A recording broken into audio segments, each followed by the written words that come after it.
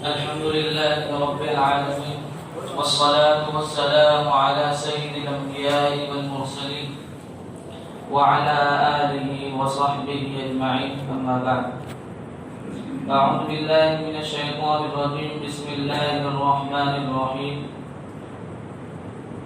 قل إن كنتم تحبون الله فاتبعوني يحببكم الله ويغفر لكم ذنوبكم والله غفور رحيم.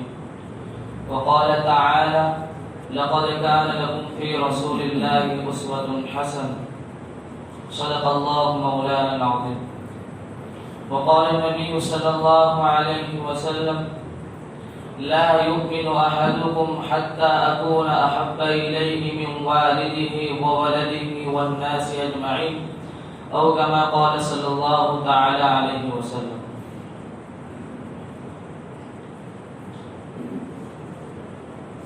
محترم دوستوں اور بزرگوں،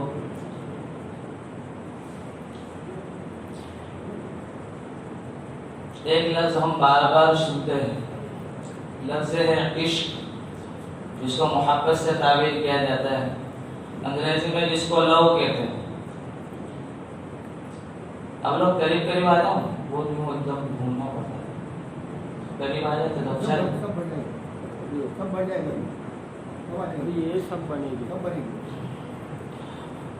تو لفظ عشق اور محبت اس کی دو قسمیں ہیں، ایک تو عشق مجازی ہے اور ایک عشق حقیقی. عشق مجازی میں ہمارا بھی شمار ہو جائے گا اور ایک ڈھونڈو تو کہیں مل جائیں گے.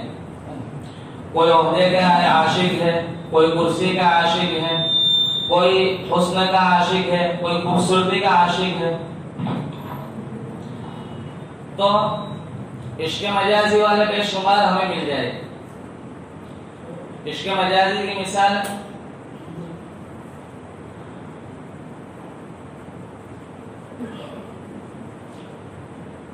اس کے مجازی کس طرح کا ہوتا ہے کہ ایک عورت جا رہی تھی، اس کے پیچھے ایک آدمی جا رہا تھا اور اس کے پیچھے عاشق ہو گیا اور اس کے پیچھے چلنے لگا. تو وہ عورت پلٹ گئی اور کہا کہ بھائی میرے پیچھے پیچھے کیوں آتا ہے؟ تو اس نے کہا کہ میں تجھ پر عاشق ہو گیا. تو اس عورت نے کہا کہ وہ مجھ پر عاشق ہو گیا، میرے پیچھے تو میرے سے خوبصورت میری بہن آ رہی ہے. وہ فوراً پیچھے مڑ کر کے دیکھنے لگا تو اس عورت نے ایک کھینچ کر اس کو تماچا لگایا، اس کو لافا مار دیا. تو کہنے لگا کہ مجھے لافا کیوں مارا؟ تو کہا کہ اگر تو مجھ سے عشق کرتا اور تجھے مجھ سے محبت ہوتی تو تم پیچھے پلٹ کے کسی غیر کو نہ دیکھ. اور عادتیں بھی ایسی ہوا کرتی ہے کہ دھمکیاں بھی دیکھتے ہیں ہم اس طرح کی دیتے ہیں کہ بھائی اس سے میرا نکاح نہیں ہوا اور اگر وہ مجھے نہیں ملا یا نہیں ملی تو میں سوموار کے دن 12 بجے قطب مینار سے کود جاؤں گا. وقت، ٹائم، ڈیٹ اور جگہ بتا کے جاتا ہے. تو بولے ظاہر بات ہے 12 بجے جب پہنچے گا اور سوموار کا دن آئے گا تو 12 بجے کوئی نہ کوئی اس کو بچانا وہاں پہنچ ہی جائے گا اور اس کو کہے گا کہ حضرت نیچے تشریف لے آؤ، آپ ایسا مت کرو. تو اس کو معلوم ہے کہ اس کے مجازی کی مثال. اور ایک ہے عشق حقیقی جو ہم سے مطلوب ہے، جو اللہ کے نبی علیہ الصلوۃ والسلام اور اللہ تبارک و تعالیٰ کی ذات سے ہونا چاہیے. عشق حقیقی اس کی مثال مولانا گنگوئی رحمۃ اللہ علیہ، رشید احمد گنگوئی رحمۃ اللہ علیہ اپنے وقت کے بہت بڑے عالم اور فقیہ ہیں. وہ کہتے ہیں کہ اگر ایک جگہ پر حاجی امداد اللہ مہاجر مکی جو حضرت کے استاد محترم ہیں اور حضرت کے شیخ ہیں، کہتے ہیں کہ ایک جگہ حضرت حاجی امداد اللہ موجود ہو اور اسی مجلس میں حضرت جنید بغدادی رحمۃ اللہ علیہ جو اپنے وقت کے بہت بڑے علامہ اور فقیہ اور صوفی گزرے، کہتے ہیں حضرت جنید بغدادی بھی اگر آ جائے تو ہم جنید بغدادی کو نہیں دیکھیں گے بلکہ حاجی امداد اللہ کے پاس ہی بیٹھیں گے، ان کی طرف توجہ بھی نہیں کریں گے. یہ ان کے استاد سے محبت، عشق حقیقی. کوئی بھی آ جائے، کیسا بھی آ جائے، ہمیں تو عشق ہمارے شیخ سے ہے، ہمارے استاد سے. تو ہم جنید بغدادی کو بھی دیکھیں گے، ہم کو جو کچھ حاصل کرنا ہے، جو پیج اٹھانا ہے، ہم حاجی امداد اللہ مہاجر مکی سے ہی اٹھائیں گے. اب آگے چلے، مولانا اسلم صاحب شیخو پوری نے اپنی کتاب میں لکھا ہے کہ عشق کے لفظ کو لوگوں نے اتنا بدنام کر دیا ہے، اور ظاہر ہے لفظ عشق کو سنتے ہی ہمارے جو فالتو عشق ہوتا ہے اس کی طرف ہمارا ذہن چلا جاتا ہے. تو حضرت کہتے ہیں کہ مجھے اللہ کے نبی کے لیے عشق کہتے اور معشوق کہتے ہوئے بھی عجیب لگتا ہے کہ لوگ کچھ اونچا نہ سمجھے، اس لیے حضرت محبوب کا لفظ استعمال فرماتے ہیں کہ محبوب عالم صلی اللہ علیہ وسلم، تو بولے معشوق چھوڑ کے میں بھی محبوب کہتا ہوں۔ تو اللہ کے نبی علیہ الصلوۃ والسلام کی ذات ایسی ہے کہ جن سے انسان نہیں، جنات نہیں، بلکہ دنیا کی تمام مخلوقات اللہ کے نبی سے محبت کیا کرتی ہے، اور مسلمانوں نے تو محبت کر کے دکھائی۔ اس کا نمونہ ایک مرتبہ اللہ کے نبی علیہ الصلوۃ والسلام قرآن نماز میں قرآن پڑھ رہے تھے، تو جنات کی ایک جماعت آ کر اللہ کے نبی کے علیہ الصلوۃ والسلام کے پیچھے قرآن سننے لگی۔ اللہ کے نبی نماز سے فارغ ہوئے تو جناتوں نے آپ کے ہاتھ پہ بیعت کی۔ اللہ کے نبی نے کہا کہ تم اپنی قوم میں جاؤ اور اسلام کو پھیلاؤ۔ تو یہ جناتوں کا عشق تھا، اللہ کے نبی سے محبت تھی۔ حضرت علی رضی اللہ تعالیٰ عنہ فرماتے ہیں کہ ایک مرتبہ ہم مکہ سے نکلے اور باہر اطراف میں کہیں جا رہے تھے، تو ایک درخت دور سے زمین کو پھاڑتا ہوا آیا اور کہا، اللہ کے نبی علیہ الصلوۃ والسلام کے قریب آ کر کہا السلام علیکم یا رسول اللہ، اور سلام کہہ کر جب اللہ کے نبی نے جواب دیا تو ذرا واپس اپنی جگہ پر چلا گیا۔ یہ مخلوقات کا عشق تھا۔ اللہ کے نبی علیہ الصلوۃ والسلام ایک مرتبہ جا رہے تھے تو ایک اونٹ کو دیکھا کہ وہ بہت اداس سے اللہ کے نبی علیہ الصلوۃ والسلام کے قریب آیا اور اس نے کچھ اللہ کے نبی سے کہا، تو اللہ کے نبی نے کہا کہ اس کا مالک کون ہے؟ اس کے مالک کو لایا گیا تو اللہ کے نبی صلی اللہ علیہ وسلم نے کہا کہ یہ اونٹ مجھے فروخت کر دو، مجھے بیچ دو۔ انہوں نے کہا کہ اللہ کے نبی یہ اونٹ ایسا ہے کہ اس کے گھر والوں کا گزارا اسی اونٹ سے چلتا ہے، اور اگر آپ کہیں تو بیچ کے تو میں آپ کو ہدیہ دے دوں، ہبہ کر دوں۔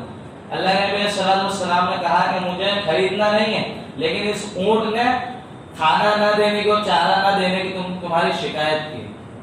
تو یہ مخلوقات کا اللہ کے نبی علیہ الصلوۃ والسلام سے عشق تھا، اور مسلمانوں کا اللہ کے نبی سے عشق کی اس کی تو مثالیں ہی نہیں ملتی۔ یہود و نصارہ اور مجوسی یہ کہنے پر مجبور ہو گئے تھے کہ اپنا اصحاب محمد جیسا محمد سے محبت کرنے والا کسی کو نہیں دیکھتے۔ کہتے ہیں کہ بولے ہم دیکھتے ہیں کہ جب محمد تھوکتے ہیں تو ان کے غلام اس تھوک کو اپنے ہاتھوں پر لے لیتے ہیں اور اس کو اپنے بدنوں پر مل لیتے ہیں۔ ایک صحابیہ کے گھر میں اللہ کے نبی علیہ الصلوۃ والسلام موجود ہے اور کروٹ پر لیٹے ہوئے ہیں۔ اللہ کے نبی علیہ الصلوۃ والسلام کو گرمی کی وجہ سے پسینہ آنے لگا، وہ صحابیہ نے بوتل لی عطر کی اور اللہ کے نبی علیہ الصلوۃ والسلام کے پسینے کو جمع کرنے لگی۔ وہ اللہ کے نبی علیہ الصلوۃ والسلام کے پسینے سے جیسے خوشبو آتی ہے وہ مشک و عنبر سے بھی نہیں آتی۔ تو یہ مسلمانوں کا عشق تھا، اور صحابہ رضی اللہ تعالیٰ عنہم کے دلوں میں تو اللہ کے نبی علیہ الصلوۃ والسلام کا عشق بس گیا تھا اور جم گیا تھا۔ حضرت ابوبکر صدیق رضی اللہ تعالیٰ عنہ جب اللہ کے نبی علیہ الصلوۃ والسلام کا وصال ہوا، اللہ کے نبی دنیا سے پردہ فرما گئے، تو حضرت ابوبکر صدیق رضی اللہ تعالیٰ عنہ خلیفہ بنے اور منبر پر کھڑے ہوئے خطبہ دینے کے لیے۔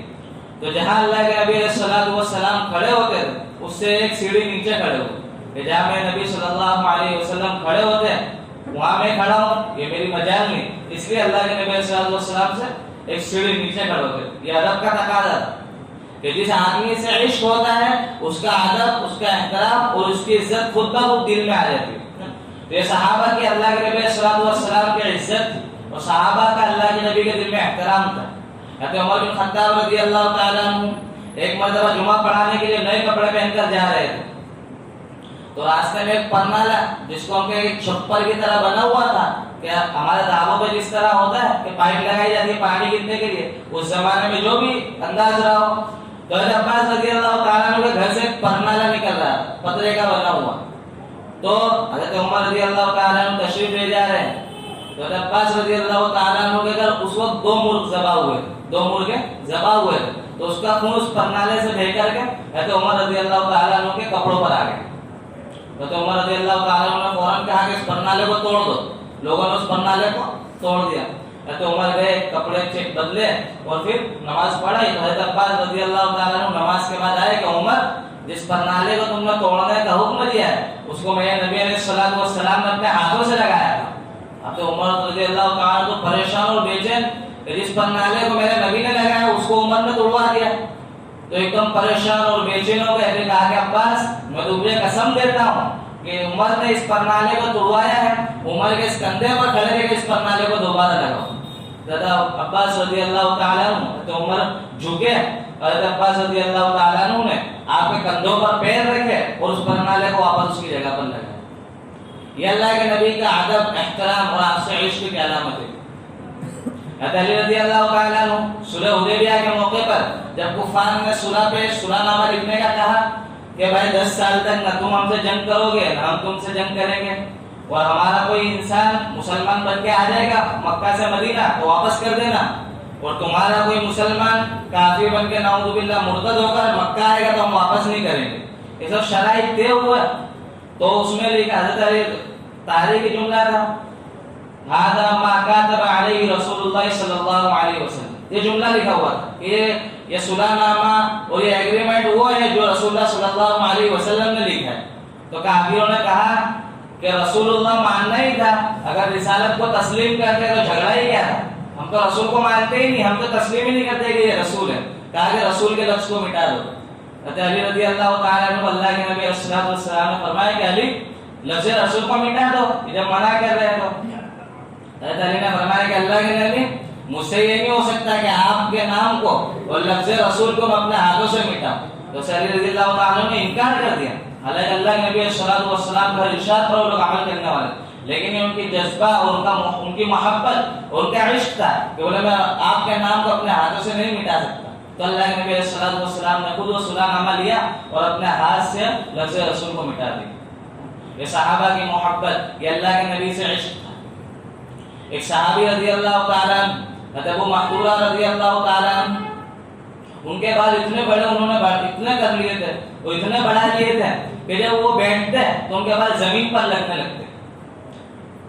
تو لوگوں نے کہا کہ حضرت آپ اتنے بڑے بڑے بال کیوں رکھتے کہ آپ جب بیٹھتے تو زمین پر لگ رہے ہیں. تو ابو محذورہ رضی اللہ تعالیٰ نے فرمایا کہ ان بالوں پر ایک مرتبہ نبی علیہ الصلوۃ والسلام کا ہاتھ لگ گیا تھا، تو مجھے میرا دل نہیں چاہتا کہ جن بالوں پر میرے نبی کے ہاتھ لگے انہیں میں کٹوا دوں. جو صحابہ کا عشق تھا، یہ اللہ کے نبی سے محبت تھی. اور پھر آگے چلیے تو صحابہ ان کے بعد کے جو ہمارے بادشاہ گزرے جن کو ہم لوگ دیندار یہ تسلیم نہیں کرتے. عام طور پر ایک حاکم اور ایک بادشاہ کیسا ہوتا ہے جس کے ہاتھ میں کرسی آ جاتی ہے، آپ کا مظاہرہ کر رہا ہے اپنے آنکھوں سے کہ جس کے ہاتھ میں کرسی آتی ہے سلطنت اسی کی ہوتی ہے. لیکن ہمارے جو مسلمان بادشاہ گزرے ان کے دل میں اللہ کے نبی صلی اللہ علیہ وسلم کا احترام کتنا تھا. سلطان محمود غزنوی رحمۃ اللہ علیہ ان کا ایک خادم تھا، خادم خاص، اس کا نام تھا محمد. وہ اس کو محمد کے نام سے پکارا کرتے تھے. ایک مرتبہ سلطان محمود غزنوی نے اس کو محمد کی جگہ پر تاج الدین کہہ دیا کہ تاج الدین میرا یہ کام کر دو یا یہ کام کر دو.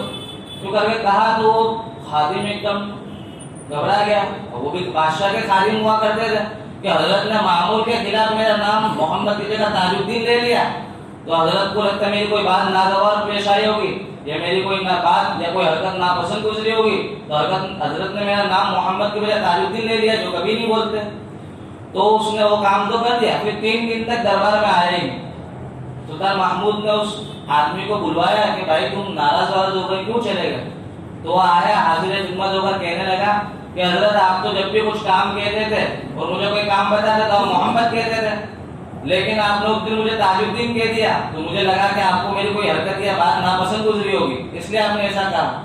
تو اس نے کہا کہ بھائی ایسی بات نہیں ہے، میں اللہ کے نبی صلی اللہ علیہ وسلم کا نام بڑے احترام سے لیتا ہوں، لیکن اس وقت میں باوضو نہیں تھا، میرا وضو ٹوٹ گیا تھا، تو مجھے گوارا نہیں ہوا کہ میں اللہ کے نبی صلی اللہ علیہ وسلم کا نام محمد اپنی زبان سے نکالوں اور میں بے وضو ہوں. یہ ہمارا اس وقت کے بادشاہوں کا اللہ کے نبی کا احترام تھا، اللہ کے نبی کی عزت تھی. دعوے تو ماشاءاللہ ہمارے بھی پھول ہے، ان کے لسٹیں آگے بڑھنے کی کوشش کرتے، لیکن سچی اور حقیقی محبت ان کے دلوں میں گھس گئی. امام اعظم ابو حنیفہ رحمۃ اللہ علیہ جب کوفہ سے تشریف لائے مکہ، لوگوں نے درخواست کی کہ حضرت آپ اتنے بڑے وقت کے امام ہیں، آپ تشریف لائے، اب آپ حرم میں کچھ دن اپنا ایک درس دے کر جائے، ایک مرتبہ حدیث کا سبق پڑھا دے اور پھر آپ تشریف لے جائیں. اب حضرت رک کے درخواست پر ایک دن حدیث کا درس دیا، لوگوں نے پھر اصرار کیا، 2 دن 3 دن 4 دن 5 دن 15 دن ہو گئے. لوگ بھی حدیث کے اس وقت علم کے اور احادیث کے اور قرآن کے، تو حدیث لوگ تھے وہ چھوڑ بھی نہیں رہے تھے.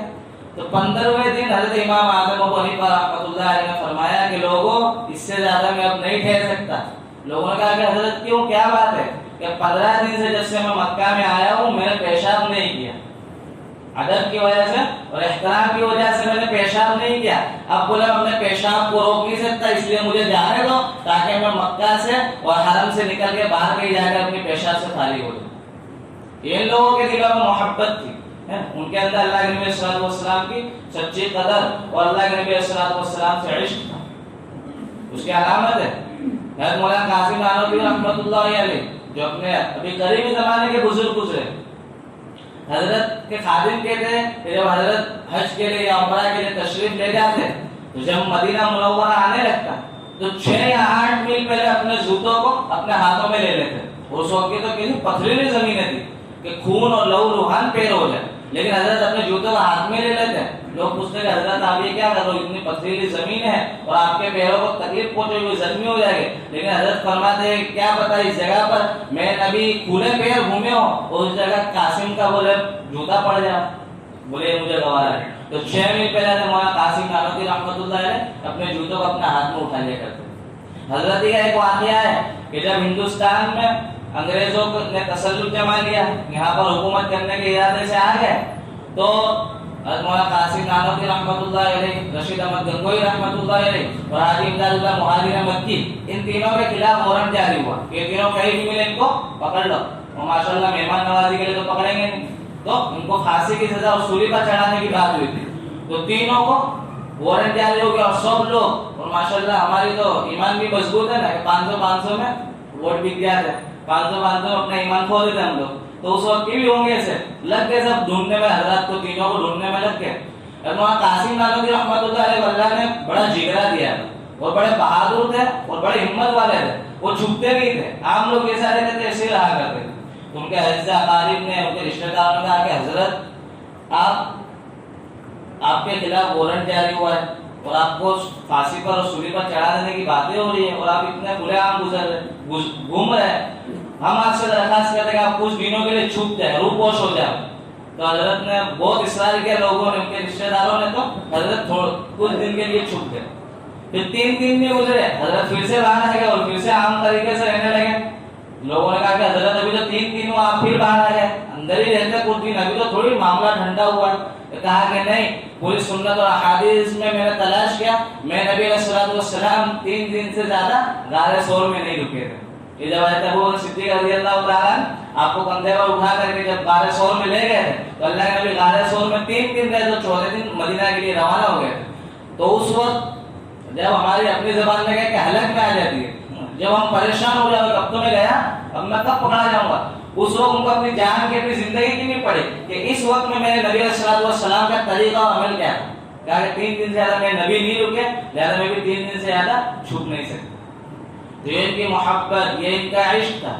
اور ماشاءاللہ ہم اپنے آپ کو پرکھیں اور محبت کے جو معیار اس کو اپنے آپ کو جانچیں گے تو ہم خود اپنا دل کا اور اپنا آپ کا اندازہ لگا لیں کہ ہمیں نبی علیہ الصلوۃ والسلام سے کتنی محبت ہے. اور ہماری محبت کی ایک مثال بھی دے دوں کہ ایک پیر صاحب تھے, ہمیں کیسی محبت ہے. ایک پیر صاحب تھے, تو انہوں نے اپنے شاگرد سے کہا کہ بھائی پانی لے لو, پانی خلاص ہو گیا تو کنویں میں سے ذرا پانی بھر لو. تو کہنے لگا حضرت میرے پیر بہت دکھ رہے ہیں, میں ابھی پانی نہیں بھر سکتا, میرے میں طاقت نہیں ہے, آپ بھر لے تو بہت اچھا ہو. تو پیر صاحب نے پانی بھر لیا. پھر کہا کہ اچھا چل پانی تو لے کے آیا, اب آٹا تو گون لے. کہا کہ حضرت ایک جوڑ دکھ رہا ہے, میں آٹا بھی نہیں گون سکتا, اور پھر آپ گون دے گا اس میں جو برکت ہوگی, ہمارے ہاتھوں میں کیا برکت ہے, تو آپ ہی گون دیں تو بہتر ہے. حضرت نے آٹا بھی گون دیا. کہا کہ میں روٹی میں سالن تو پکا لیں. بولے حضرت ابھی میرے میں طاقت ہی نہیں ہے, بھر ہی نہیں سکتا, آپ ہی بنا لیں تو اچھا ہے. تو حضرت نے کھانا بھی پکا لیا اور سب تیار ہو گیا. کہا کہ بھائی آپ کھا تو لوگے نا. تو کہا کہ حضرت آپ کو اتنی مرتبہ منع کر دیا, اب تو مجھے منع کرتے ہوئے شرم آ گئی, چلو اس کے لیے میں کھا لیتا. تو ہمارا حال ایسا ہے. وہ ایک پروانے کو کسی نے کہا, ایک کیڑے نے دعویٰ کیا کہ میں پروانہ ہوں. پروانے کا مشہور ہے کہ شمع کے ساتھ جو ہوتا ہے وہ جل جاتا ہے. تو اس نے کہا کہ میں پروانہ ہوں. تو دوسرے کیڑوں مکوڑوں نے کہا کہ اچھا, بولے پورا جگہ پر شمع جل رہی ہے, بولے تم وہاں جا کے آ جائے. تو بولے ہم مان لیں گے کہ تو پروانہ ہے. तो वो तो गया ना, जाके आ गया, बोला मानते हो मैं परवाना हूँ, बोले अब तो तू नकली परवाना है, तू असली हो ही नहीं सकता। बोले क्यों? बोले ऐसा हो ही नहीं सकता कि परवाना शमा को जलते हुए देखे और वापस आ जाए, वो उसके साथ ही जल जाता है और तू वापस आ गया, यानी तू डुप्लीकेट है, तू असली नहीं है। तो हम भी माशाल्लाह हमारे दावे इश्क नबी भी के, इश्क मोहम्मद के दावे बड़े बड़े बड़े ऊंचे ऊंचे हैं, बाद मतलब सहाबा से आगे बढ़ने की भी कोशिश करते हैं, इतने दावे, लेकिन हम लोग कैसे नकली परवाने, असली परवाने नहीं। तो इसलिए अल्लाह तबारक व तआला ने हम सबको जो जिंदगी दी है, तो उसके लिए अल्लाह के नबी सल्लल्लाहु अलैहि वसल्लम के लिए फरमाया लक़द कान लकुम फी रसूलिल्लाहि उस्वतुन हसना, कि अल्लाह के नबी सल्लल्लाहु अलैहि वसल्लम की जिंदगी तुम्हारे लिए बेहतरीन नमूना है। यानी जो 60-70 साल की जिंदगी जो तुम्हें हमने दी है, उसको मेरे नबी मोहम्मद सल्लल्लाहु अलैहि वसल्लम के मुताबिक गुजार लो। और एक दूसरी आयत जो पढ़े, कुल इन कुंतुम तुहिब्बून अल्लाह फत्तबिऊनी, कि अगर तुम अल्लाह ताला से मोहब्बत का दावा करते हो, और अल्हम्दुलिल्लाह हर मुसलमान अल्लाह से मोहब्बत का दावा करता है, लेकिन अल्लाह कह रहे खरे कब उतरोगे?